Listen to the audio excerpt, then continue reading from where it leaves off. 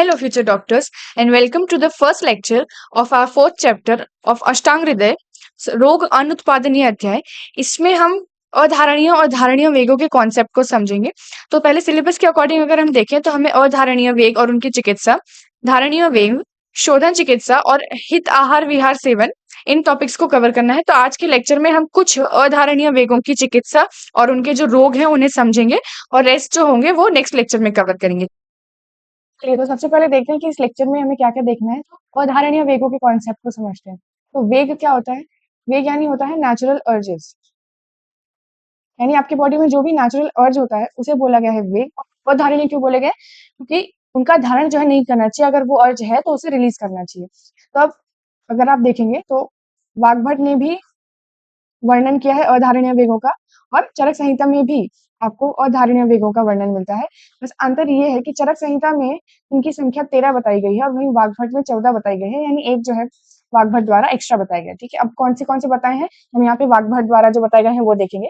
चरक संहिता जब हम पढ़ेंगे तब उसमें चरक के अनुसार देखी जाएगी। ठीक है, तो इसकी संख्या में क्या क्या है? सबसे पहले है अधोवात। अधोवात यानी फ्लैटस। उसके बाद है पुरीश। पुरीश यानी पीसेस। उसके बाद है मूत्र यानी यूरिन। उसके बाद है क्षव। क्षव यानी क्या होता है? छींक यानी स्नीज। उसके बाद है त्रुट। त्रुट यानी कि प्यास, थर्स्ट। उसके बाद है क्षुधा। क्षुधा यानी भूख, दैट इज हंगर। क्षुधा के बाद है निद्रा। निद्रा यानी कि स्लीप। स्लीप के बाद है कास। कास यानी कि कफ। कास के बाद है श्रमजन्य श्वास। श्रमजन्य श्वास का क्या मतलब है? एक्सर्शनल डिस्निया, मतलब जब एक्सरसाइज की वजह से जो आपकी सांस फूल जाती है ना, उसको बोला गया है श्रमजन्य श्वास। ठीक है, उसके बाद है जृंभा। जृंभा मतलब यॉनिंग, उबासी आना। जृंभा के बाद है अश्रु। अश्रु यानी टीयर्स, आंसू। आंसुओं के बाद है छर्दी। छर्दी इज व्हाट? वोमिट। छर्दी के बाद क्या है? रेकस।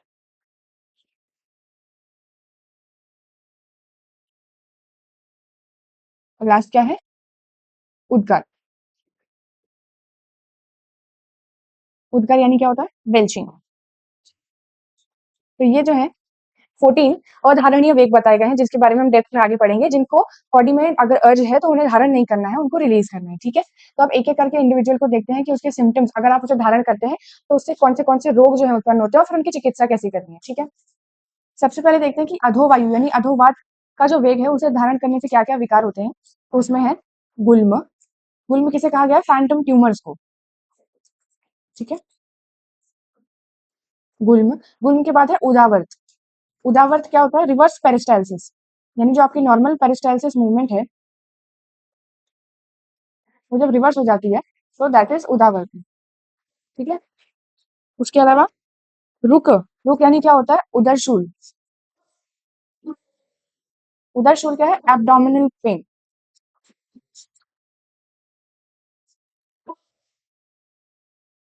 एब्डोमिनल पेन के बाद क्या है? क्लम।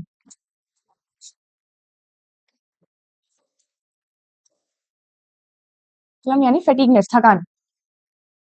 उसके बाद है वात, मूत्र और पुरीश, इन तीनों का अवरोध या इनका संग। संग मतलब ऑब्स्ट्रक्शन, वही है इनका संग, यानी कि ऑब्स्ट्रक्शन। ठीक है, उसके बाद है दृष्टि और जाठर अग्नि का बंद होना। दृष्टि एवं जाठराग्नि का कैसा होना? मंद यानी कम होना। ठीक है ना, और लास्ट में है हृदय के रोग। तो ये सभी लक्षण आपको अधोवात का धारण करने से शरीर में दिखते हैं, ठीक है। अब इसकी चिकित्सा क्या बताई गई है, तो अगर अधोवात को धारण करने से आपके शरीर में ये रोग उत्पन्न होते हैं, तो चिकित्सा के लिए औषध दिया गया है।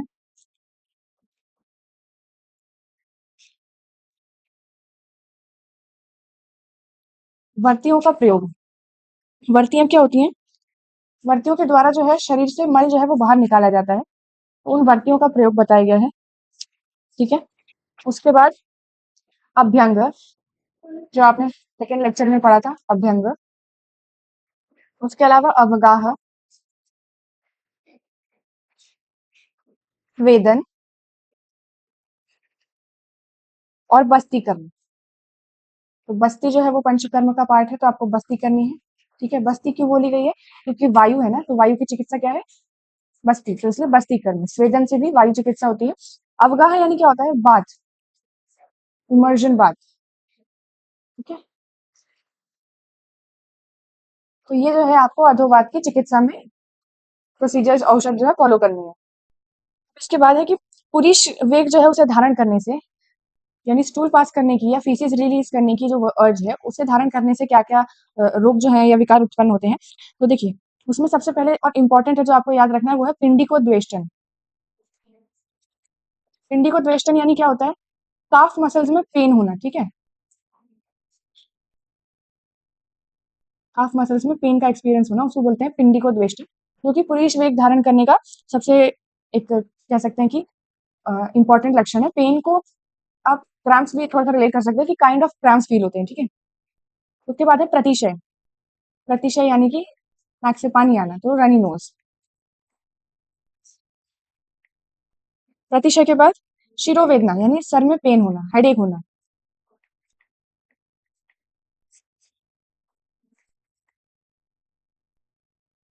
हेडेक के बाद ऊर्ध्व वायु।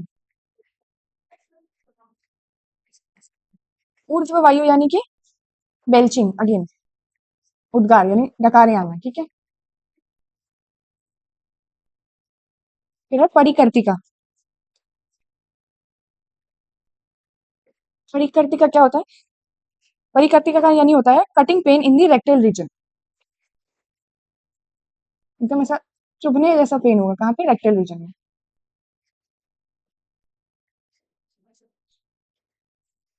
उसके बाद हृदय अवरोध, यानी हृदय में अवरोध जैसी एक ऐसी फीलिंग होगी, ऑब्स्ट्रक्शन टाइप फील होगा, है ना। So it is spasmodic pain in cardiac region.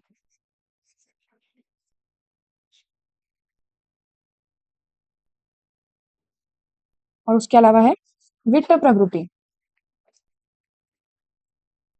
मतलब कि मुख से मल का आना, यानी evacuation of faecal matter through oral cavity, ठीक है। Evacuation of faecal matter through oral cavity. और इसके अलावा, इससे पहले यानी अधोवायु, ये सब तो है ही है। इसके अलावा जो अधोवायु के आपने लक्षण देखे, जो विकार देखे, वो सब भी आपको क्या है इसमें देखने को मिलेंगे। तो पूर्वोक्त हमें बताए गए हैं, यानी अधोवायु के अंदर जितने भी हमने देखे गुलमादी, वो सारे लक्षण भी इसी में देखने मिलेंगे, ठीक है। तो इस प्रकार से ये सारे विकार आपको कब देखने को मिलेंगे? पुरुष के वेग धारण पे। देखिए, पुरुष वेग धारण अगर आपने किया है, तो उसके विकारों की चिकित्सा किस प्रकार करनी है, तो आपको विड़ भेदी, यानी कि लेग्जेटिव जितने भी हैं, ऐसे लेग्जेटिव्स को लेना है। लेग्जेटिव्स क्या होते हैं? जो आपके शरीर से मल का भेदन करके मतलब उसको शरीर से बाहर निकालते हैं। शरीर से मल का भेदन करके बाहर निकालने वाले ऐसे अन्नपान का आपको सेवन करना है, ठीक है। ये आपकी पुरुष वेग धारण अगर रोग है, तो उसकी चिकित्सा बताई गई है। अब इसके बाद है कि मूत्र वेग का धारण करने से कौन से विकार उत्पन्न होते हैं, तो देखते हैं कि उसमें क्या क्या है। सबसे पहले है अंगों में कैसी अंगों में भंगवत व्यथा होना, यानी बॉडी पेन होना, टूटना एकदम, ठीक है। इसलिए बोला गया है अंगों में कैसी भंगवत व्यथा। भंग मतलब टूटना, तो एकदम ऐसा ब्रेकिंग बॉडी पेन, ठीक है। उसके बाद और क्या क्या दिया है, अश्मरी निर्माण, अश्मरी निर्माण यानी स्टोन फॉर्मेशन, है ना, स्टोन्स बनते हैं। उसके बाद है बस्ती, बस्ती, मेढ्र, मेढ्र क्या होता है, मेढ्र यानी कि यूरेथ्रा, यहाँ पे यूरेथ्रा अर्थ लिया गया है, तो यूरेथ्रा। और वंक्षण एरिया में, वंक्षण कौन सा एरिया हो गया, in the inguinal reason.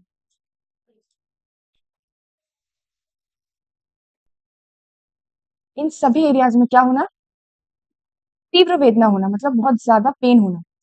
Obvious सी बात है, अगर आप बहुत ज्यादा यूरिन को रोकने की हैबिट में डालेंगे तो आपने देखा होगा कि आपको अक्सर पेन, रेक्टल रीजन में पेन होगा, ठीक है। और इसके अलावा जो अभी आपने ऊपर इससे पहले पढ़े, यानी कि अधोवायु और पुरुष, इनके रोकने से भी जो विकार उत्पन्न हो रहे थे वो भी इसमें पॉसिबल है, ठीक है।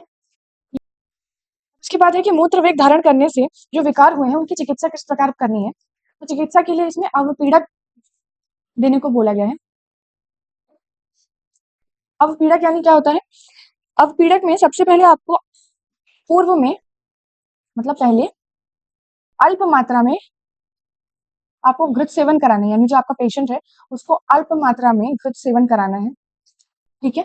उसके बाद भोजन के जीर्ण हो जाने पर, ठीक है, यानी वो जो आपने अल्प मात्रा में दिया उसको जीर्ण हो जाने के बाद, यानी उसके पाचन के बाद आपको उत्तम मात्रा में घृत सेवन कराना है, अच्छी मात्रा में, उत्तम मात्रा में क्या कराना है, घृत सेवन कराना है। तो इन दोनों योजनाओं को एक साथ में अवपीड़क बोला जाता है कि पहले आपने अल्प मात्रा में घृत सेवन कराया, उसके बाद भोजन के जीर्ण हो जाने पर उत्तम मात्रा में घृत सेवन कराया, ठीक है ना। इसके बाद है उद्गार, उद्गार यानी डकार आना, ठीक है ना। उद्गार यानी कि बेल्चिंग या डकार आना। तो जब आप डकार को रोकते हैं तो उससे कौन से रोग उत्पन्न होते हैं, तो उसमें सबसे पहले है अरुचि, यानी उसके बाद जो है आपको खाना खाने का मन नहीं करेगा, अरुचि टाइप, एनोरेक्सिया कहते हैं जैसे, खाना खाने की इच्छा ना होना, ठीक है। उसके बाद है कंप, कंप यानी कि ट्रेमर्स, बॉडी में ट्रेमर्स होना। कंप के बाद है हृदय प्रदेश में और यानी छाती में विबंध या अवरोध होना। कहाँ कहाँ पे, हृदय प्रदेश में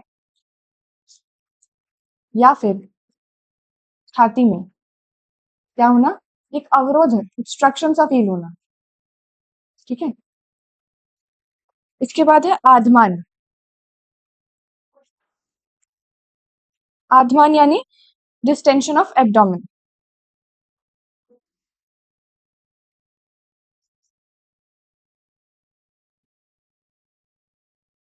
यानी वायु से जो आपका एब्डोमेन है वो पूरा बढ़ जाना और उसकी वजह से डिस्टेंड हो जाना, एक्सपैंड हो जाना, पेट फूलना, ठीक है। इसके अलावा है कास और हिक्का, कास यानी कफ और हिक्का यानी कि हिकअप्स, ठीक है।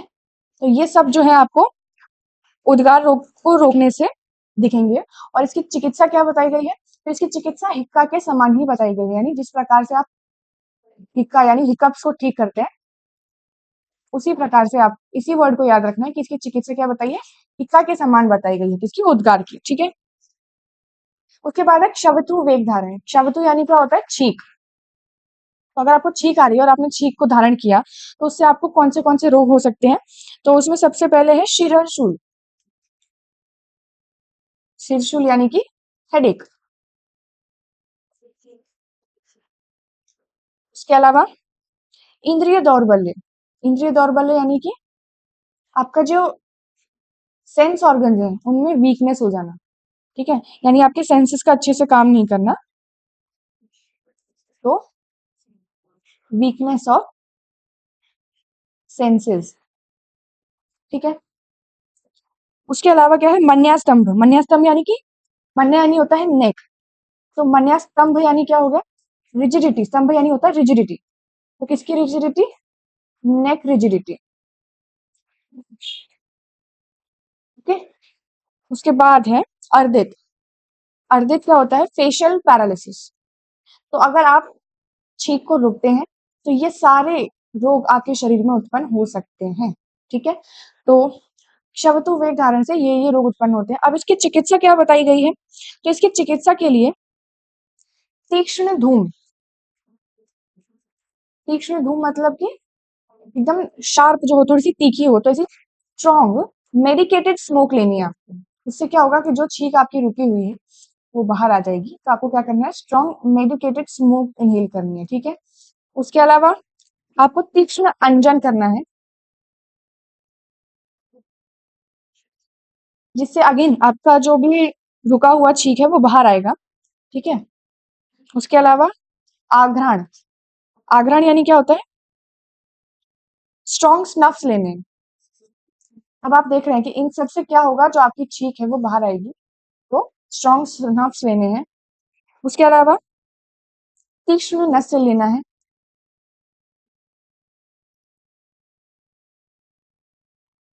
सूर्य अवलोकन मतलब सूर्य की किरणों को लेना है, धूप लेनी है। बहुत बेसिक लगेगा, समझ में नहीं आएगा, रिलेट नहीं होगा, लेकिन ऐसा बोला है चिकित्सा में कि अगर आपको स्नीज इवोक करनी है, ठीक है, तो उसके लिए आपको क्या करना है, सन गेजिंग मतलब सूर्य की ओर देखना है, धूप लेनी है, उससे आपकी स्नीज जो है वो इवोक होगी, ठीक है। और इसके अलावा इन सब से आप क्या करेंगे, शुद्ध शुद्ध प्रवर्तन मतलब कि इवोकिंग ऑफ स्नीज करेंगे।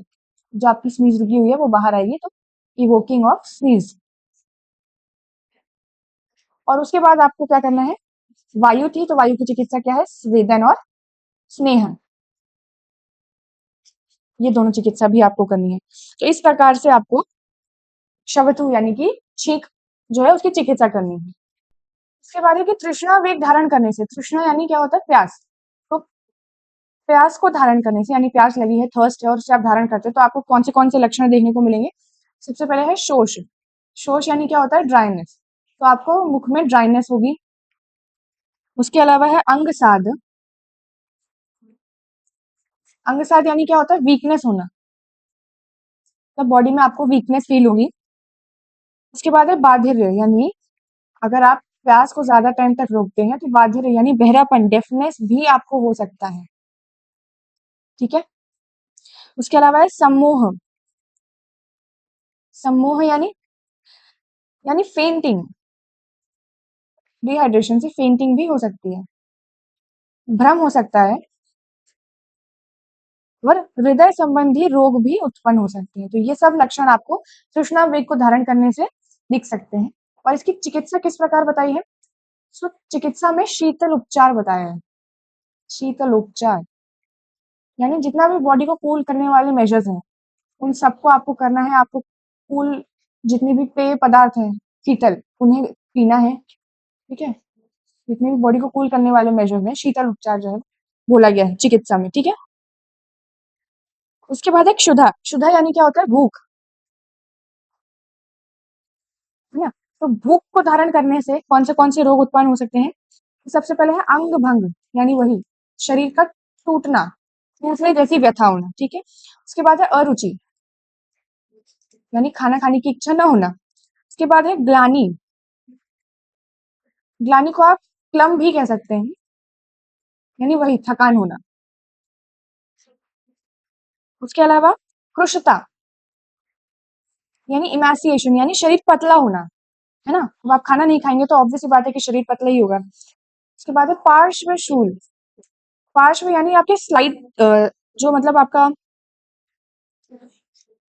पोस्ट रीजन है